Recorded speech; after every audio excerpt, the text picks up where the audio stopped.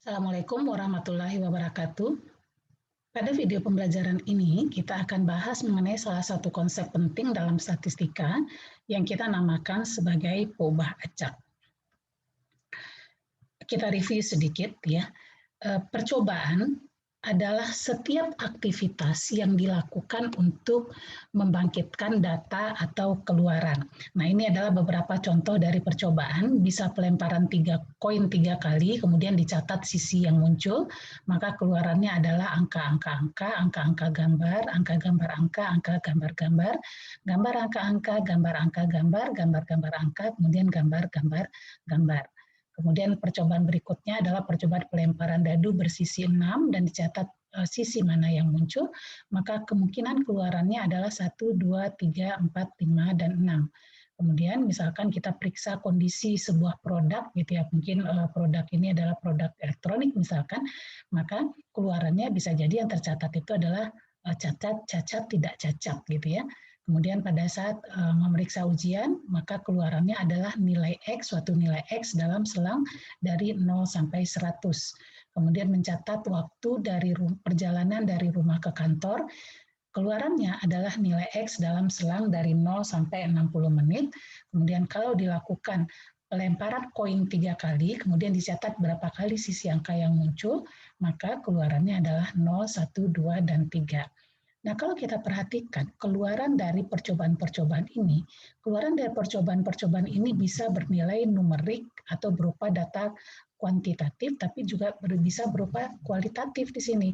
Yang kuantitatif yang mana? Yang berupa numerik, yang 1, 0, 1, 2, 3, 4, 5, kemudian nilai X dalam selang 0 sampai 100, nilai X dalam selang 0 sampai 60, 0, 1, 2, 3. Ini berupa numerik di sini.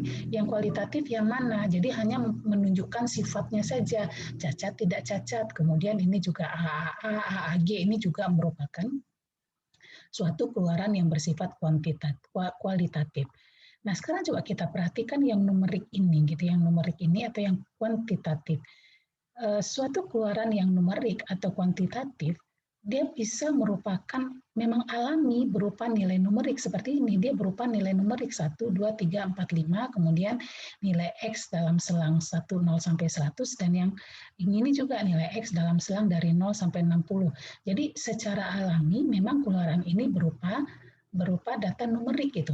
Tapi ada juga ya yang keluaran numerik ini sebenarnya dia merupakan data kualitatif yang dinumerikan gitu, yang dijadikan nilai numerik seperti ini. Pelemparan 3 koin dicatat sisi yang muncul, kan sebetulnya pelemparan 3 koin itu sebetulnya kan keluarannya angka-angka, angka gambar dan seterusnya sampai gambar-gambar kan. Tapi ketika yang dicatat itu adalah berapa sisi angka yang muncul, maka dari angka-angka ini dia tadinya kualitatif kemudian dinumerikan menjadi 3 di sini, kemudian menjadi 2, menjadi 0, menjadi 0, menjadi 1 gitu. Jadi artinya sebetulnya keluaran dari percobaan itu merupakan data keluaran yang sifatnya kualitatif tapi kemudian dinumerikan dengan suatu cara tertentu ya. Nah, jadi sekarang kita akan bahas mengenai konsep poubah acak. Apa sih sebetulnya yang dimaksud dengan poubah acak tersebut? Misalkan gini, kita misalkan dilakukan pelemparan koin 3 kali secara bersamaan. S, ini ruang sampelnya adalah angka-angka, himpunan angka-angka gambar, dan seterusnya sampai gambar-gambar-gambar. Kemudian, misalkan ingin diketahui banyaknya sisi angka yang muncul. Nah, sehingga kalau seperti ini, maka yang tadinya ruang sampelnya adalah seperti ini, angka-angka gambar, dan seterusnya, gambar-gambar-gambar sampai yang terakhir, maka sekarang kalau seandainya angka-angka di sini, maka dia akan jadi 3 karena banyaknya sisi angkanya adalah 3 gitu ya. Kemudian angka-angka gambar nanti akan kita hubungkan dengan 2, angka gambar angka dengan 2, angka gambar-gambar dengan 1, angka gambar angka-angka dengan gambar angka-angka dengan 2, kemudian gambar angka gambar dengan 1, gambar-gambar angka dengan 1, dan gambar-gambar gambar dengan 0 nanti. Nah, kalau kita lihat di sini ada semacam pemetaan dari ruang sampel ke suatu himpunan bilangan real ya. Jadi ini secara umum memang sebetulnya dia hanya bernilai 0, 1, 2 dan 3, tapi secara umum ini 0, 1, 2, 3 ini adalah anggota dari himpunan bilangan real. Jadi kalau kita lihat ada semacam pemetaan dari ruang sampel ke himpunan bilangan real. Nah, pemetaan dari ruang sampel ke himpunan bilangan real inilah yang kita namakan sebagai poba acak. Jadi dengan demikian kita bisa katakan bahwa suatu poba acak itu adalah suatu fungsi. Kenapa kita namakan sebagai fungsi di sini? Masih ingat ya, fungsi itu adalah suatu pemetaan di mana setiap anggota dari domainnya itu dipetakan tepat ke satu anggota di kodomainnya gitu ya. Jadi kalau kita lihat kan di sini setiap anggota dari ruang sampelnya dipetakan dan untuk setiap anggota ruang sampel itu hanya dipetakan ke satu anggota domainnya saja. Jadi poba acak itu adalah suatu fungsi yang memetakan setiap anggota ruang sampel ke himpunan bilangan real. Nah, itu yang kita namakan sebagai poba acak.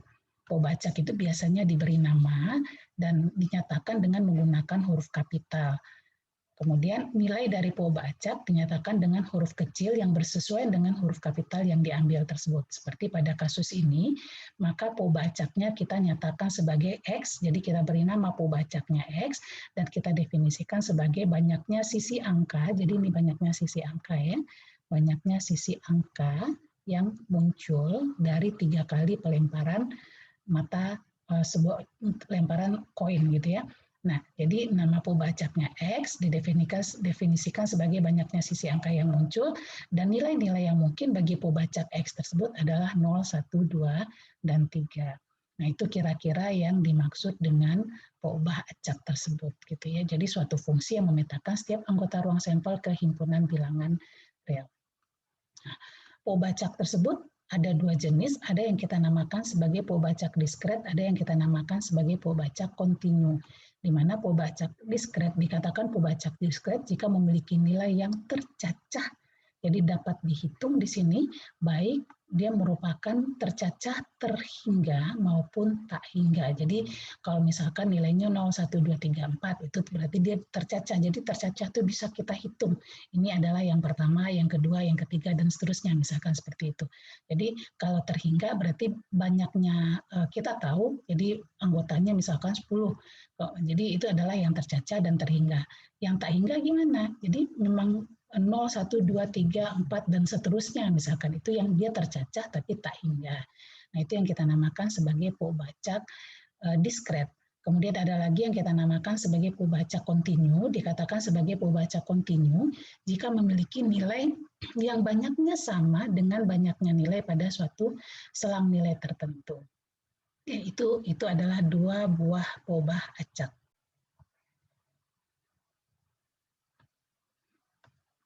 Oke, nah ini adalah beberapa contoh dari poba acak yang diskret.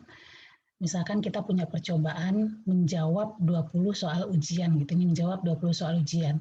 Kemudian didefinisikan poba acak X-nya sebagai banyaknya jawaban benar yang dinilai benar, berarti X itu bisa bernilai 0, 1, 2, sampai 20. 0 jika tidak ada yang benar, 1 jika hanya satu yang benar, dan 20 jika semuanya benar. Kemudian percobaannya menghitung nasabah yang mengantri di bank misalkan. Kemudian poba acaknya dinyatakan sebagai banyaknya nasabah yang ngantri di bank.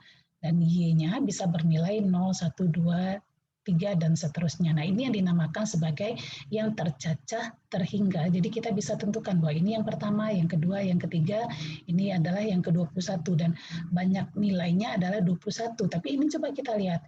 Ini yang pertama, ini yang kedua, ini yang ketiga, dan seterusnya. Berarti kita bisa cacah gitu. Tapi jumlahnya tak hingga. Nah, ini yang dinamakan sebagai tercacah tapi tak hingga gitu ya. Kemudian mensurvei merek HP yang digunakan manajer, sehingga Z-nya bisa dinyatakan sebagai banyaknya manajer yang menggunakan iPhone dari 100 orang. Berarti Z-nya adalah 0, 1, 2, sampai 100. Ini yang tercacah dan terhingga gitu ya. Kemudian mengamati mobil melewati pintu tol. Kemudian dinyatakan W itu sebagai banyaknya mobil yang datang dalam satu hari. Sehingga nilainya W sama dengan 0, 1, 2, 3, dan seterusnya. Itu adalah contoh dari poba acak yang diskret. Nah, ini adalah contoh dari pembacak yang kontinu, misalkan dari percobaan operasional bank. Ya, X-nya dicantumkan sebagai waktu pelayanan teller. Nilai X-nya bisa bernilai lebih daripada 0, kemudian menghitung volume air mineral dalam kemasan 250 ml, kemudian Y-nya adalah volume air minum, nilai Y-nya dari 0 sampai 260. Jadi bisa jadi dinyatakan di situ 250 ml, tapi sebetulnya masih ada space untuk udara. Tapi itu kan sebetulnya bisa diisi air juga, makanya di sini dinyatakan Y-nya dari 0 sampai 260 ml.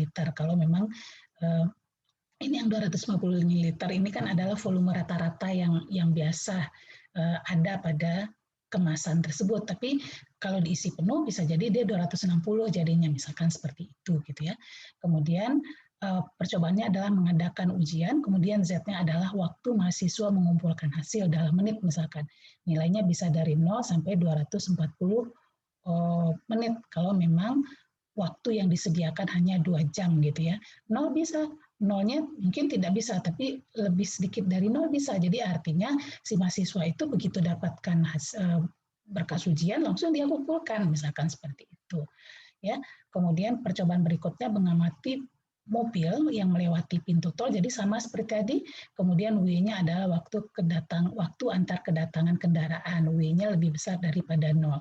Jadi di sini bisa dilihat bahwa ketika melakukan suatu percobaan bisa dibangkitkan lebih dari suatu pobacak. Seperti tadi kan mengamati mobil melewati pintu tol, sebelumnya sudah didefinisikan pobacaknya sebagai banyaknya mobil yang melewati pintu tol. Tapi di sini kita nyatakan sebagai waktu antar kedatangan kendaraan. Jadi untuk satu percobaan kita bisa bangkitkan lebih dari satu pobacak.